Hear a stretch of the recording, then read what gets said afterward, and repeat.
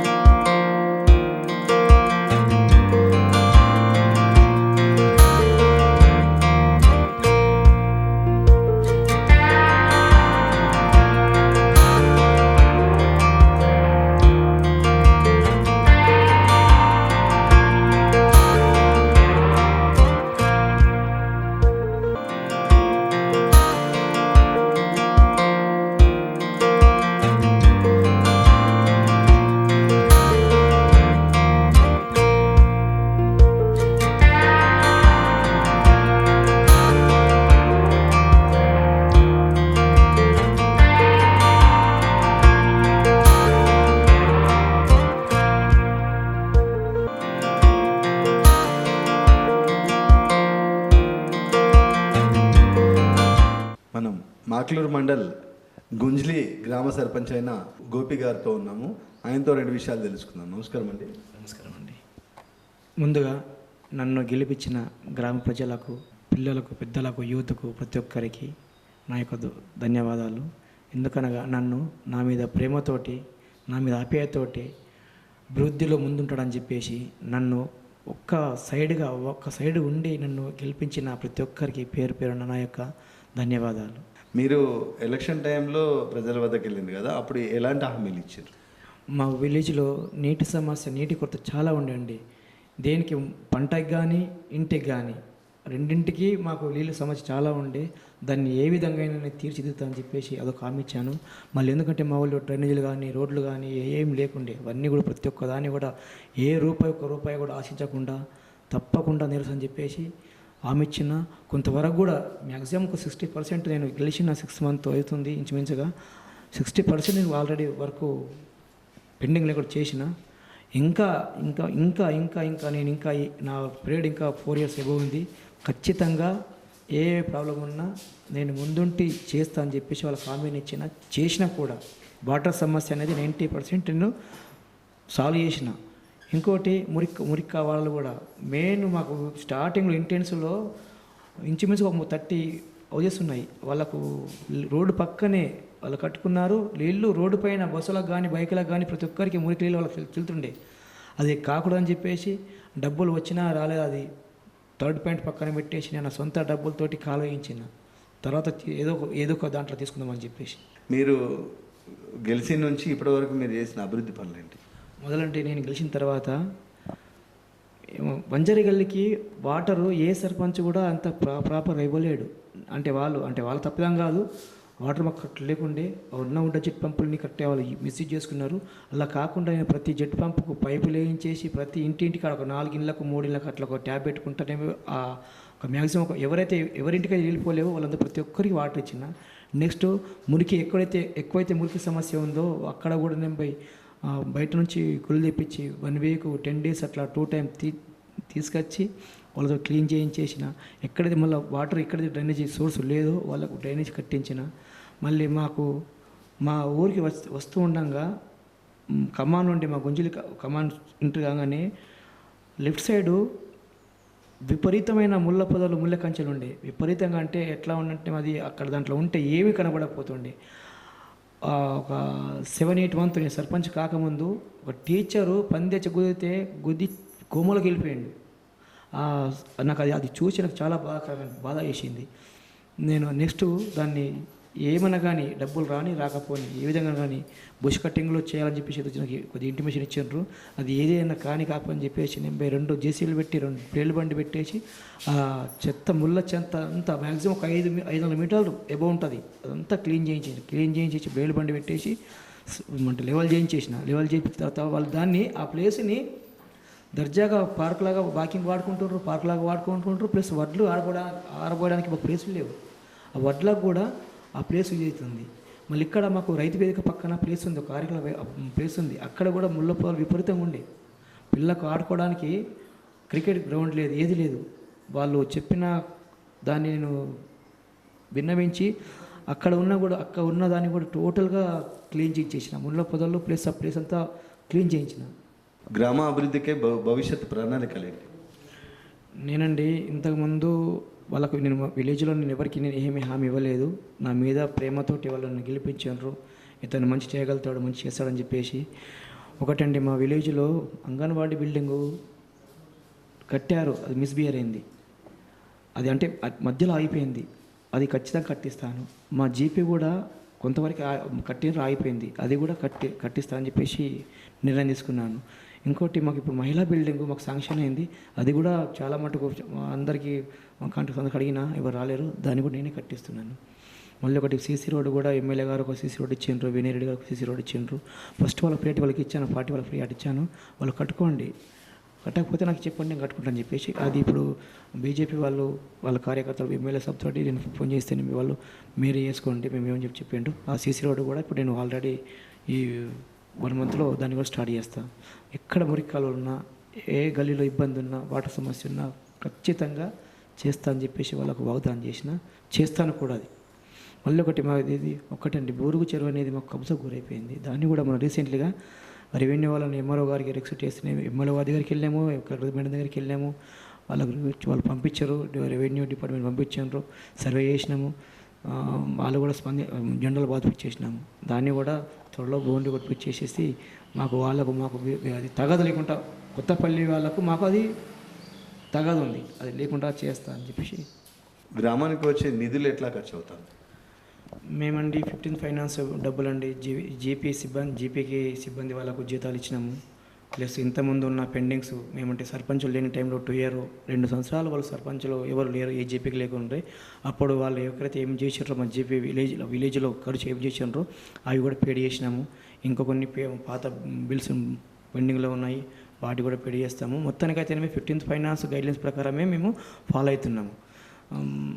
ఏ ఒక్క రూపాయి కూడా, ఒక్క 1 NP కూడా మేము దుర్వినియోగం చేసుకోకుండా ప్రాపర్గా బిల్స్ పెట్టుకొని వర్క్ చేస్తున్నాము. ఏదో నెంబై ఇంతకుముందు ఒక పిల్లోడు మాకు ఈ వరకు ఇంత ఖర్చు చేసిండో, దీనికి ఇంత ఖర్చు అని చెప్పేసి మాకు ఆల్రెడీ మాకు చూపించిండు.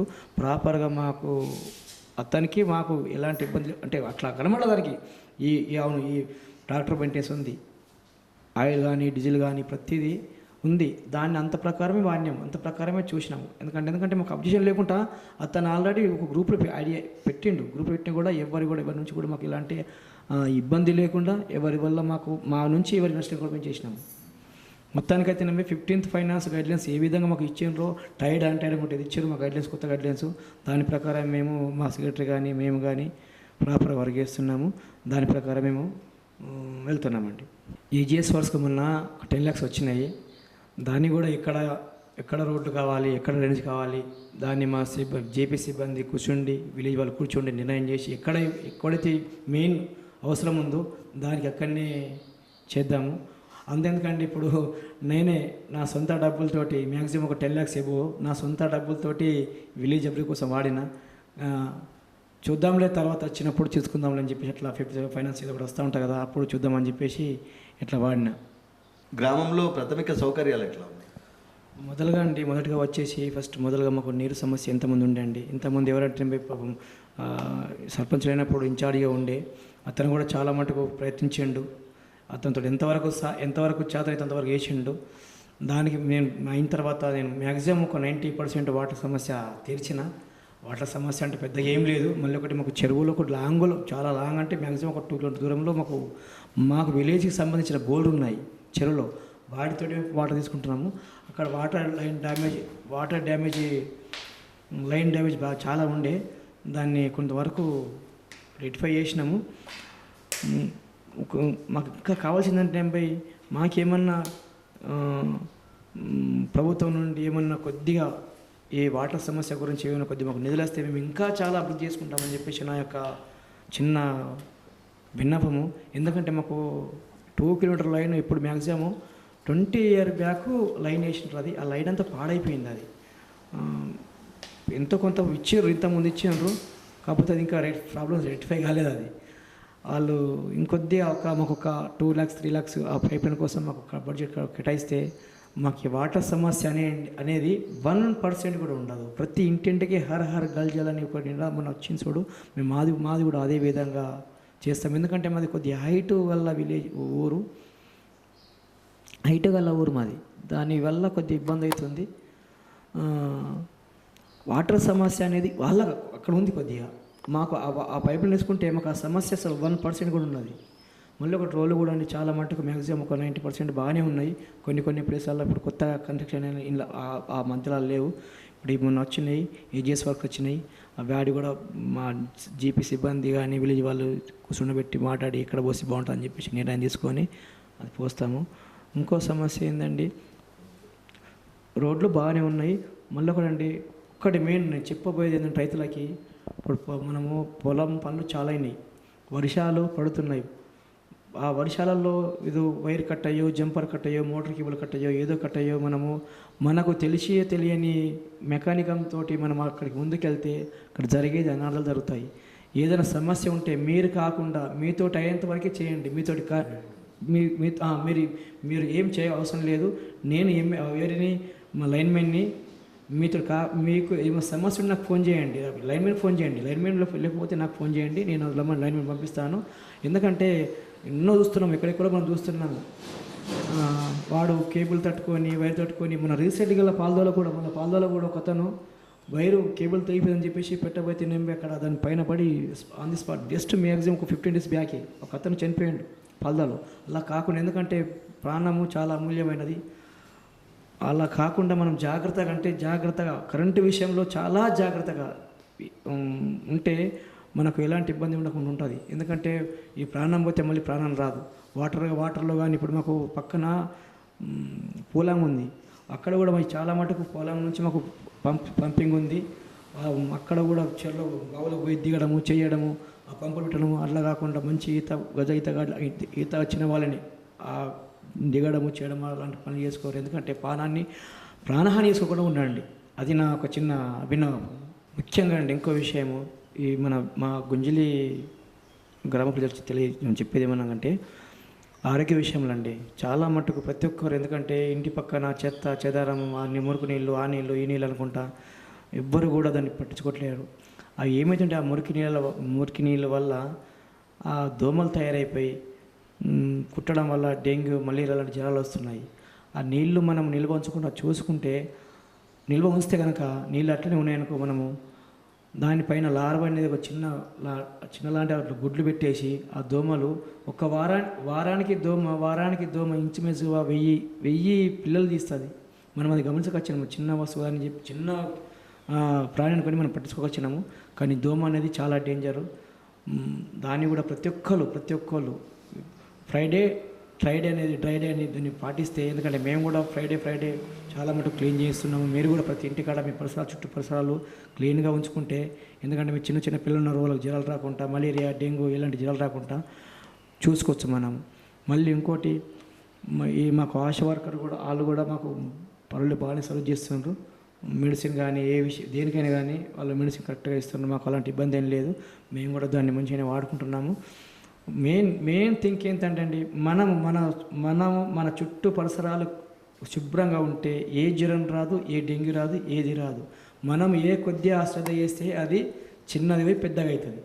గ్రామ భద్రత కొరకు ఎలాంటి చర్యలు తీసుకుంటా ఉన్నారు? ముఖ్యంగా అండి, నేటి బాలల రేపటి పౌరులు అని చెప్పేసి ఒకటి నినాదం ఉండే. అప్పుడు నేను చదువుకున్నప్పుడు విన్నాను, చదివాను కూడా. నేను మొట్టమొదటి చెప్పేది యువత అనేది కరెక్ట్గా ఉంటే విలేజ్ ఆటోమేటిక్గా అదే సెట్ అవుతుంది. ఎందుకంటే వాళ్ళు చదువుకొని ఉన్న ఒక పవర్ ఆఫ్ మ్యాన్యువల్ అంటే, ఎందుకంటే వాళ్ళ ఒక పవర్ జనరిక్ పవర్ అంటే చూడాలి. అలాంటి వాళ్ళండి.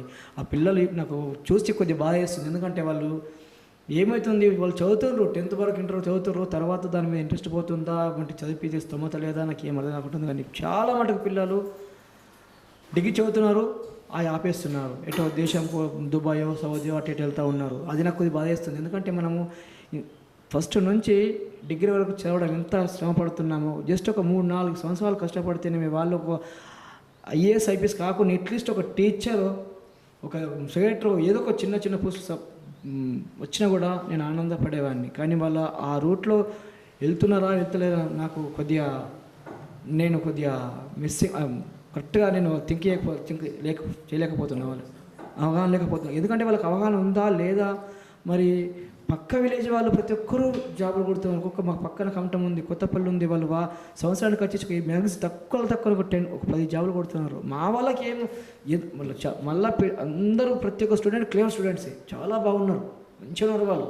అని ఎలా మిస్బిహేవ్ అవుతుందో నాకు ఏం కొద్దిగా అర్థం కాని టైంలో నేను మళ్ళీ ఒకటి మా ఊళ్ళో ఎలాంటి ఇబ్బందులు లేవండి. ఒక్కటి మాకు డిస్టర్బ్ అయిందంటే, మీ పోలీస్ స్టేషన్ మాకు కొద్దిగా అందుబాటులో ఉండే, ఎంతమంది మాకులో ఉండే అది కాస్త పోయి దాసకాడ పోయింది. మాకేమైనా సమస్య ఇంతవరకు ఏ సమస్య రాలేదు.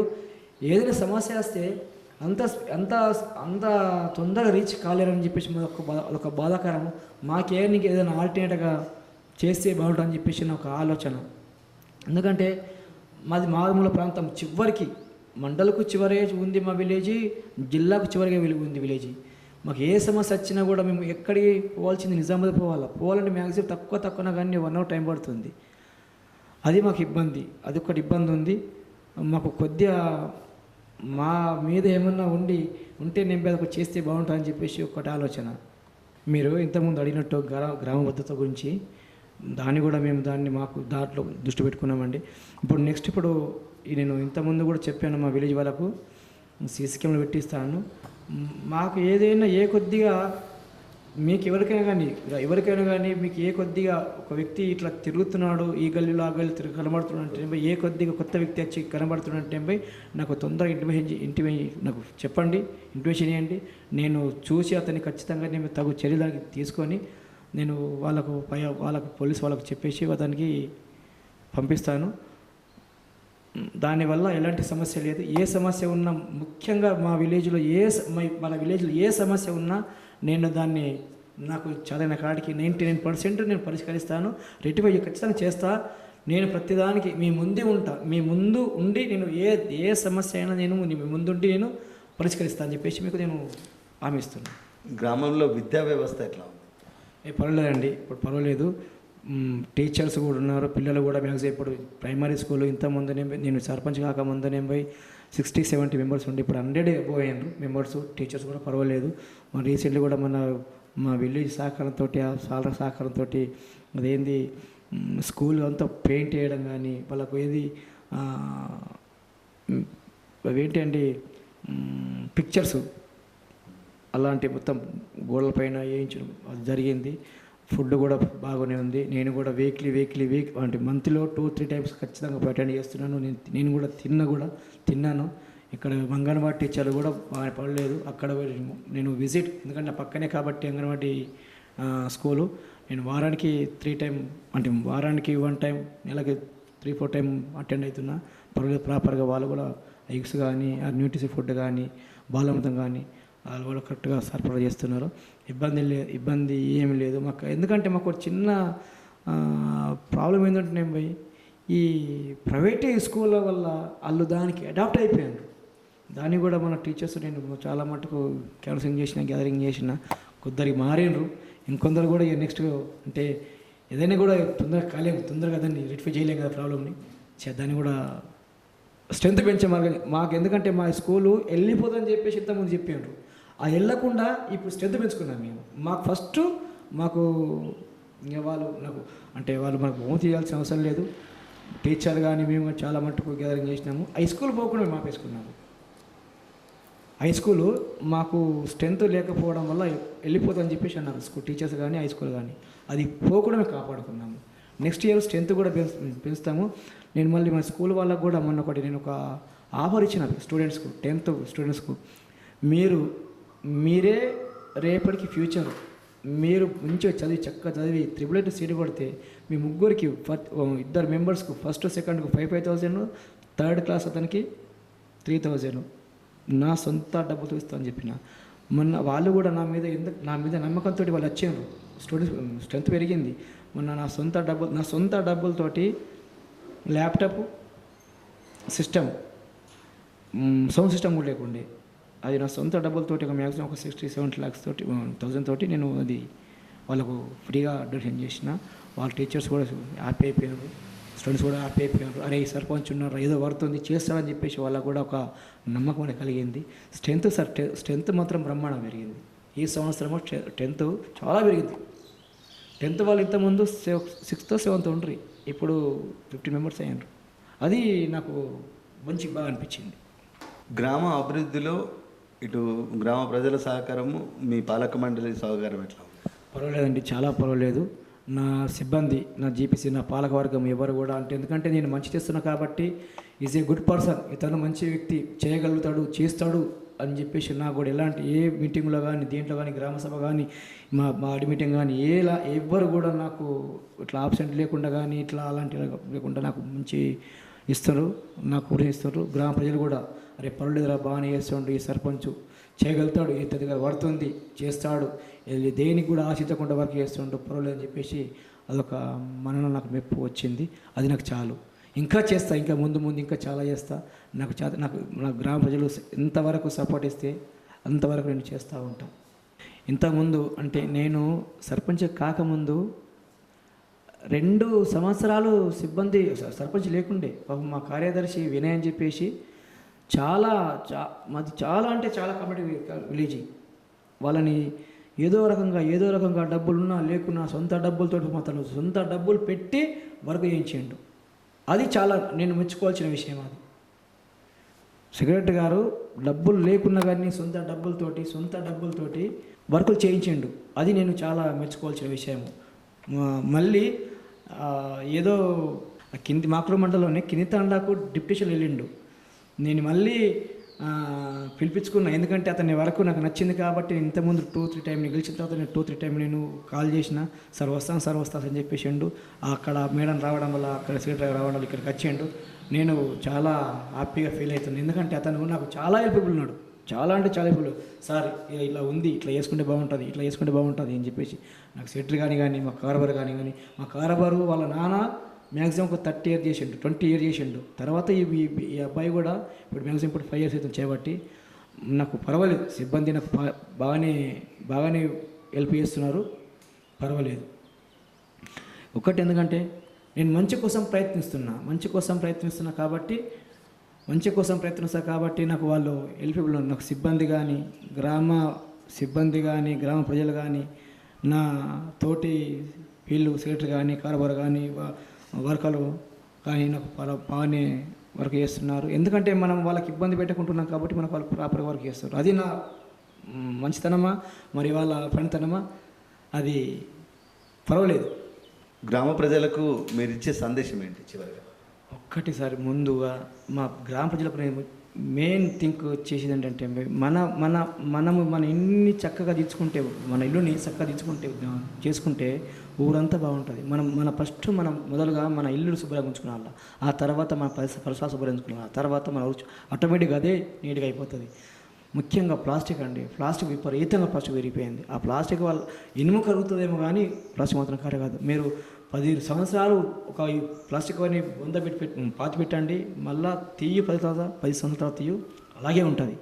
కానీ ఒకటి ఏది చేసుకున్నా మన ఊరు డబ్బులు మనం ఏ విధంగా వాడుకుంటే మనకు సేఫ్ ఉంటుంది. ఎందుకంటే మీరు తీసుకుపోయి దాన్ని చెత్త చేస్తుండ్రు, ప్లాస్టిక్ వేస్తుండ్రు, అది చేస్తారు. మేము డబ్బులు చేస్తాం, మేము అలా పిలిపిస్తాము, డబ్బులు కూలో బిల్లు తీసుకొస్తాము, డబ్బులు వృధా ఖర్చు అయిపోతాయి. మనం అలా వేసుకోకుండా మనము మురికి కాలువలు కానీ, మన ఇంటికాడ చెత్త కానీ మనం జాగ్రత్తగా ఉంచుకుంటే మనకు డబ్బులు మిగులుతాయి, ఊరికి ఉపయోగపడతాయి. ఒకటి, మీరు వచ్చేది వర్షాకాలం కాబట్టి తప్పకుండా ప్రతి ఒక్కరు వాటర్ స్టోర్గా చూసుకోండి. ఏదైనా స్టోర్గా అయితే కనుక మేము వాటర్ బాల్స్ మాకు ఫోన్ చేయండి. వాటర్ బాల్స్ అనేవి కెమికల్ బాల్స్ ఉంటాయి. అవి దాంట్లో నీళ్ళు ఎక్కడ స్టోరేజ్ ఉంటాయి వాటరు, దాంట్లో మేము పడేస్తాము. దోమల సమస్య ఉండదు.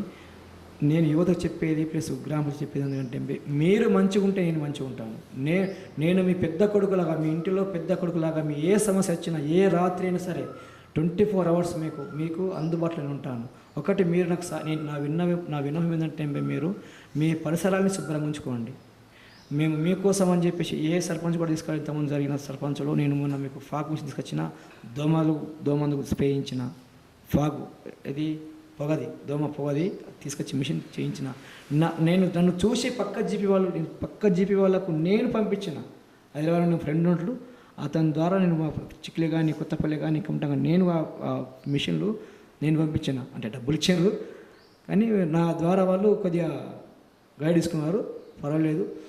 కానీ ఒకటి చెప్పేది ఎక్కడి నుంచి అన్నా కానీ మన విలేజ్ని శుభ్రంగా ఉంచుకున్నాం అనుకో, శుభ్రతగా ఉంచుకుంటే మనకి ఎలాంటి ఇబ్బంది ఉండదు. నేను చెప్పేది మీకు మొదటగా చెప్పేది నేను మీకు ఒక పెద్ద కొడుకులాగా అంటే వయసులో చిన్న కావచ్చు పెద్ద కావచ్చు, నేను మీకు పెద్ద కొడుకులాగా ముందు ఉంటా. ఏ సమస్య వచ్చినా ఏ టైంలో సరైనా సరే నాకు కాల్ చేయండి, ఫోన్ చేయండి, నేను మీ ముందు పక్క వచ్చి నేను ఉంటాను.